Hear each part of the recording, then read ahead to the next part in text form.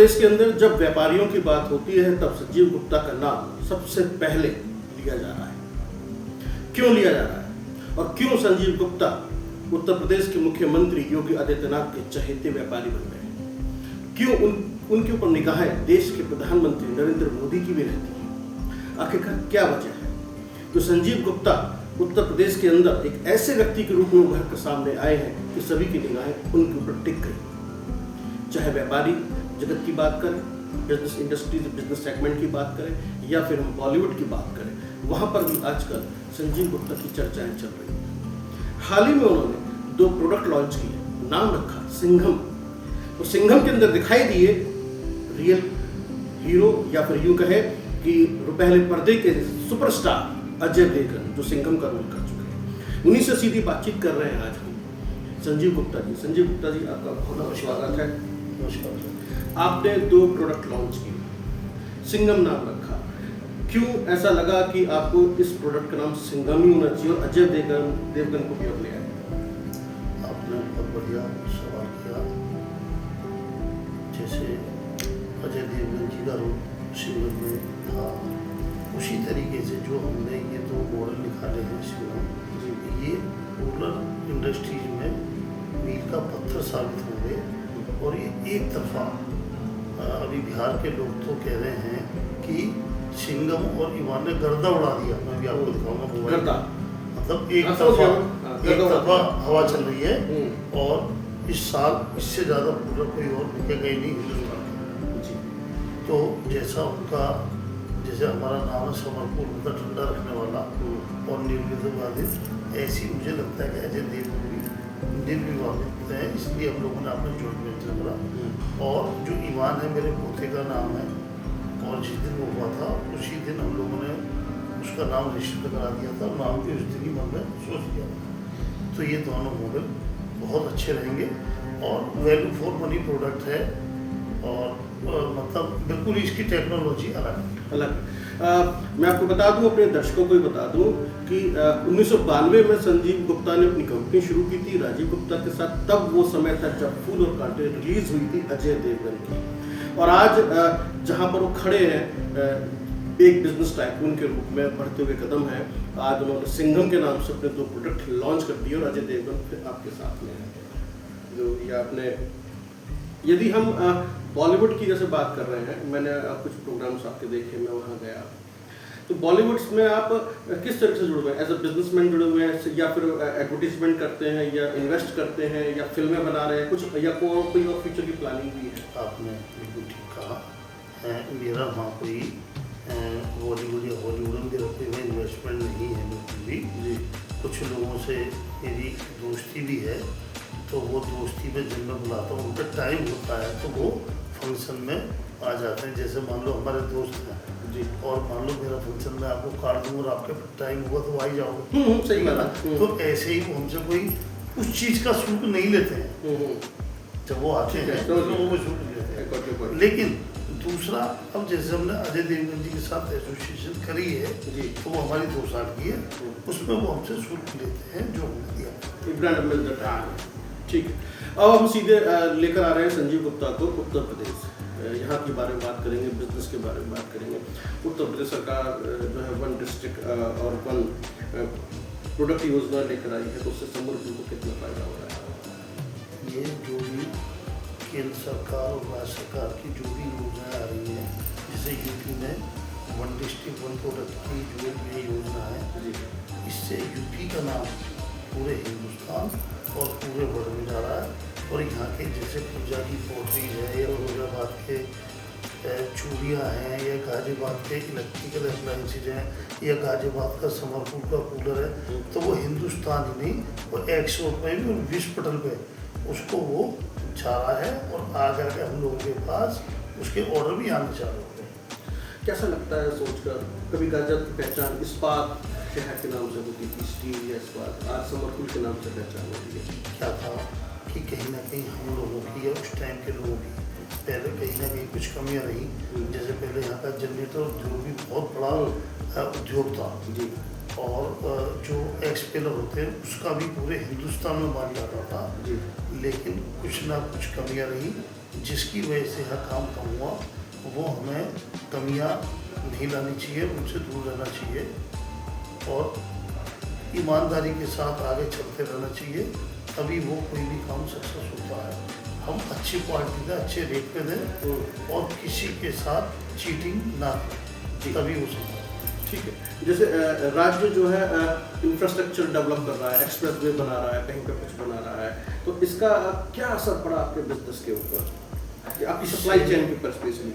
इससे मेरा और सभी उद्यमियों का और सबका इसमें एक तो टाइमिंग बहुत ज़्यादा बच गई जी। पहले जहाँ 1000 किलोमीटर जाने के लिए ट्रक को 3-4 दिन लगते थे, वहाँ 24 घंटे के अंदर माल पहुँच जाता है। एक तो माल सड़क इतनी अच्छी हो गई है, माल की फूट नहीं होती है, टाइम से माल पहुँचता है, भाड़ा भी कम लगता है।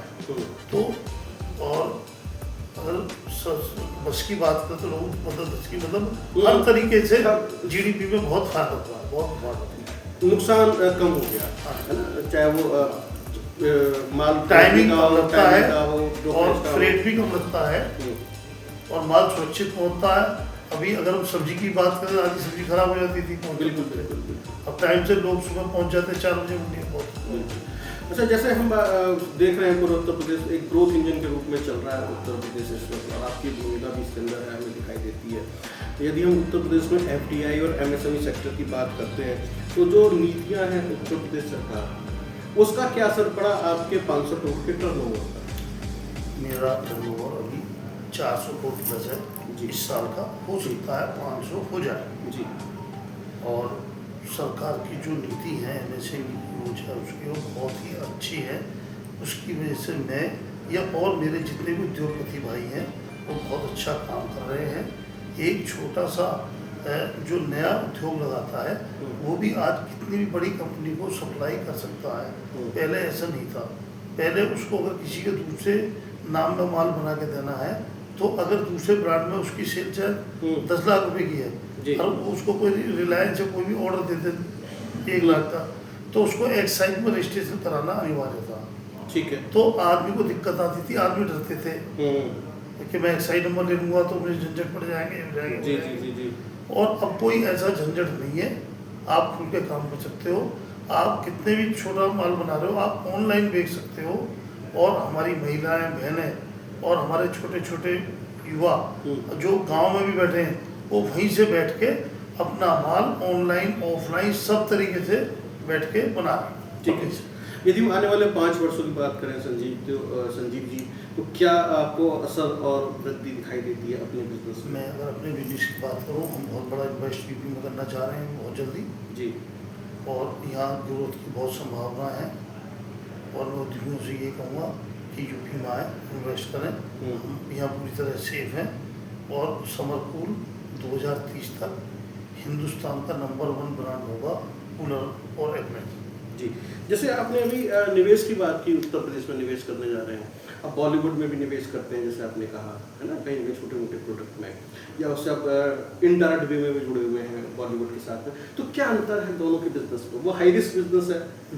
मैं बॉलीवुड से जुड़ा हुआ, मैं मेरी दोस्ती में कुछ लोगों को वहाँ जानता हूँ, लेकिन मेरा वहाँ इन्वेस्टमेंट बिल्कुल भी नहीं है, ठीक है। लेकिन मेरा काम है ये प्रोडक्ट, ये सबसे पहले है, और मैं यूपी में बहुत बड़ा इन्वेस्ट करना चाह रहा हूँ अभी बहुत जल्दी। आप सब लोगों को पता लगेगा और उसमें हज़ारों लोगों को रोजगार भी मिलेगा। हम लोग प्रॉपर इनकम टैक्स GST देते हैं और GDP में अच्छा खासा योगदान देते हैं। ठीक है, आपने कहा हजारों लोगों को इन्वेस्ट हो गया। चलते आपकी सवाल है मेरा आपसे, लेबर लॉ के ऊपर जो नए बदलाव किए गए हैं लेबर लॉ के अंदर, उससे फ़ायदा मिलेगा लोगों को और आप फैक्ट्री मालिकों को? उसमें क्या है, सबसे पहले तो सरकार ने श्रमिकों का ध्यान रखा है जी, उनका कहीं उत्पीड़न नहीं होता। बधवा मजदूर अब कहीं नहीं है जो भट्टे पे या उसको होते थे। मैं श्रम सतर्कता और उसका भी मैं वो हूँ सदस्य। जी। तो अब ऐसा कहीं नहीं दिखाई देता और मजदूरों का पूरा ध्यान रखा गया। बहन बेटी अब रात में भी निडर होकर काम कर सकती हैं। और जो छोटी छोटी बात के ऊपर अधिकारी या कोई नोटिस आते थे व्यापारियों पे, उनको भी वो खत्म करे गए हैं नियम जो बिना वजह परेशान करे जाते थे। सरकार की मंशा व्यापारी को बिना वजह परेशान करने की नहीं है किसी भी विभाग में। ठीक है, सरकार चाहती है कि बढ़िया तरीके से काम करें। जो विदेशों में होता है सिंगल पोर्टल है, एक जगह रजिस्ट्रेशन कराइए आपकी सब जगह रजिस्ट्रेशन हो जाएगा। Single window. हाँ, तो सरकार उद्योग के लिए बहुत अच्छा काम कर रही है। कुछ दिक्कत भी है उनकी। हम लोगों ने हम अपना नंदी जी से मिले थे जी, जो हमारे मंत्री यूपीएसआईडीसी के, तो इन्होंने टैक्स बहुत ज़्यादा लगा के 72 रुपये मीटर का टैक्स लगा दिया था। तो उन्होंने हमें आश्वासन दिया, जो मयूर माहेश्वरी जी थे उनको हमारे सामने फोन करा कि भी यार इसको कम कराया जाए। तो उन्होंने कम करा, वो शायद अब 30 या 35 रुपये रहेगा 72 रुपये का। लेकिन हमारी मांग तो यही है कि उसको अभी और कम करा जाए। दूसरा, जो बड़ी बड़ी यूनिट बंद पड़ी हैं, ये बड़े बड़े प्लॉट हैं, तो मैं चूँकि उद्योग मंच का प्रदेश अध्यक्ष भी हूँ उत्तर प्रदेश उद्योग व्यापार मंडल का, और हमारे जितने भी सामाजिक संगठन हैं जो अपने उद्योग व्यापार मंडल के हैं या तो हम सब लोगों की मांग यही है कि सरकार बहुत अच्छा काम करे, लेकिन इनको फ्री होल्ड करा जाए। ठीक है, तो छोटे छोटे प्लॉट करके हर आदमी 100 करोड़ 200 करोड़ 500 करोड़ की यूनिट नहीं लगा सकता। इसी पे 1 करोड़ 2 करोड़ 4 करोड़ है, तो वो भी अपना छोटी यूनिट लगा के अपना काम कर सके। सरकार से मांगे तो उससे बेरोजगारी भी रुकेगी और राजस्व भी मिलेगा। ठीक है। हमने बात की थी संजीव गुप्ता जी से, लेकिन एक सवाल मेरे मन में फिर आ गया। थोड़ा सा स्वार्थी हो रहा हूँ, एक सवाल और पूछ लेता हूँ संजीव जी से, अगर इजाज़त दें तो मुझे। जी संजीव जी, आप एक बहुत धार्मिक व्यक्ति हैं, आप सनातन धर्म को मानते हैं, आपने वैष्णो देवी मंदिर का निर्माण किया, आपके घर बागेश्वर धर्म सरकार भी आए, महंत नारायण गिरी जी भी आते हैं, आप वैष्णो देवी यात्रा करके भी आए हैं, आपकी माता जी भी बहुत धार्मिक महिला थी। तो ये जो सनातन धर्म है और इस आपके धार्मिक होने से इसका असर कितना पड़ा आपके बिजनेस पे, उससे आपको कितना फायदा हुआ जिससे दूसरों को प्रेरणा मिले? आप बिल्कुल ठीक कह रहे हैं। देखो, जो भी आदमी जिस धर्म में रहता है वो उसी को मानता है, और सभी धर्म ये कहते हैं कि सच बोलो, अच्छे काम करो। तो धर्म कोई भी गलत नहीं कहता जी, लेकिन किसी किसी के डीएनए में ही गलत अगर भरा हो, उसकी जैसे बैड रूट होती है ना किसी की संगत, जी जी, तो उसका भी थोड़ा सा फर्क पड़ता है। एक सकारात्मकता आती है। सकारात्मक, अगर हम अच्छे लोगों के साथ बैठेंगे तो हमारे दिमाग में पॉजिटिव बात रहेंगी। हम विद्वानों के साथ बैठेंगे तो विद्वान होंगे, हम बदमाशों के साथ बैठेंगे तो हम थोड़े से दिन बाद बदमाश बन जाएंगे, 6 दिन के बाद। संगति का, हाँ, संगत में बहुत बड़ा फर्क है। जैसी तो संगत हमें अच्छे लोगों के साथ बैठना चाहिए। बिल्कुल। तो संजीव जी कह रहे हैं कि जैसे मैं बहुत सारे गुरुओं के साथ बैठता हूँ, तो मुझे बड़े भाई साहब के साथ ही बैठने का बहुत, जो महामंडलेश्वर भी रहे थे उनके साथ बैठने का मौका मिला। जी जी जी। तो संजीव जी कह रहे हैं कि जैसी संगत होगी वैसा आप कार्य करेंगे, इसलिए सकारात्मक लोगों के साथ में रहें, धार्मिक रहें, आत्मा शुद्ध रहती है, मन पवित्र रहता है, और आप हर काम के अंदर जो भी काम करते हैं ईश्वर को समर्पित करते हुए चलते हैं, जिसका फायदा जो है आपकी सक्सेस के रूप में दिखाई देता है। वही तेज, वही ऑरा जो है संजीव जी के चेहरे पर है। कहाँ से सफ़र शुरू किया था वो आप सभी लोग जानते हैं कि कैसे एक हापुड़ से बच्चा जो है 10वीं क्लास के दौरान यहाँ मामा के पास आता है, अपना सफ़र शुरू करता है, भाई के साथ फैक्ट्री डालता है, 25,000 से शुरू करता है, और आज जो है लगभग 500 करोड़ तक पहुँचने वाले हैं। ये एक बहुत लंबा सफ़र है। उस लंबे सफ़र के अंदर माता का सहयोग, परिवार का सहयोग, वो धार्मिक भावनाएं, वो सनातन धर्म से जुड़ाव, और आज वो वहाँ खड़े हैं कि पूरे उत्तर प्रदेश में उनके नाम की चर्चाएं होती हैं, लोग उनसे प्रेरणा लेना चाहते हैं। देश के प्रधानमंत्री के लाडले हैं, उत्तर प्रदेश के मुख्यमंत्री के लाडले हैं, और जो नए युवा आ रहे हैं उनको मोटिवेट कर रहे हैं कि आपके अंदर सिर्फ जुनून होना चाहिए तो आप कुछ भी कर सकते हैं। संजीव जी, बहुत बहुत धन्यवाद हमसे बातचीत करने के लिए और हमारे दर्शकों को प्रेरित करने के लिए और एक ऐसी प्रेरणा देने के लिए। अगर आप चाहें तो कुछ भी कर सकते हैं, सिर्फ इरादे बुलंद होने चाहिए और सकारात्मक ऊर्जा के साथ काम करेंगे तो सब कुछ मिलेगा। बहुत बहुत धन्यवाद।